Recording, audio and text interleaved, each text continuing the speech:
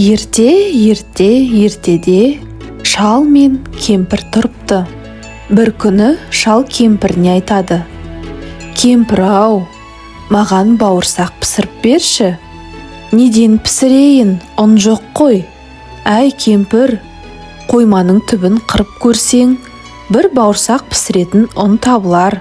Кемпір солай істеді. Қойма түбін қырып, 2 уыс ұн табады да қаймақ қосып қамыр илейді. Бауырсақты майға пісіріп, терезе алдына суытуға қойып қояды. Жата жалыққан бауырсақ терезе алдынан домалап түсіп, жолға шығып домалап кетеді. Жолда домалап келе жатса, алдынан бір қоян шығады. «Бауырсақ, мен сені жеп қоямын». «Жоқ, сен мені жеме қоян. Мен өлең айтып беремін, тыңдап көрші». Әже қойма қырнаған, 2 уыс ұн жинаған, қаймаққа илеген, майға пісірген, терезе алдына суытқан бауырсақпын домалақ.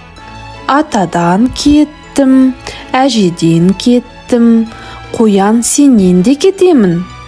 Бауырсақ алға қарай домалап кетеді. Сөйтіп қоян қалып қойыпты. Бауырсақ орман ішінен домалап келе жатқанда, алдынан бір қасқыр шығады. «Бауырсақ, мен сені жеп қоямын».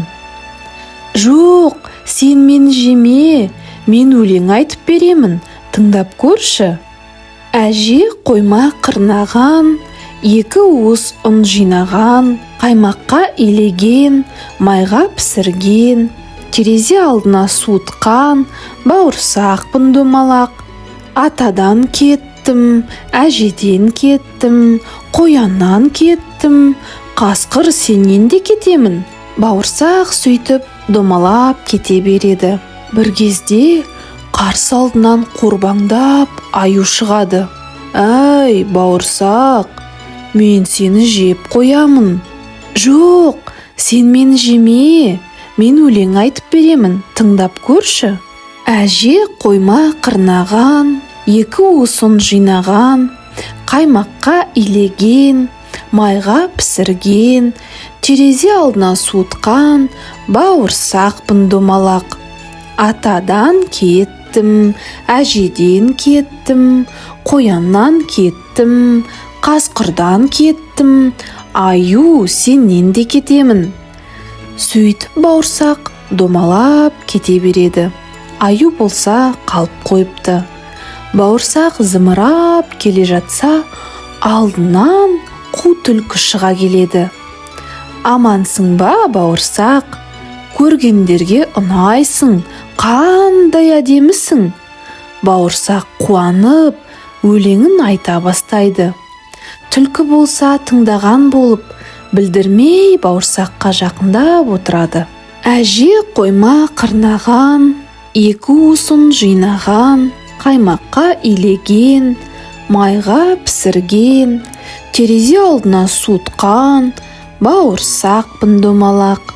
Атадан кеттім, әжеден кеттім, қоян сенен де кетемін». Әдемі өлең екен.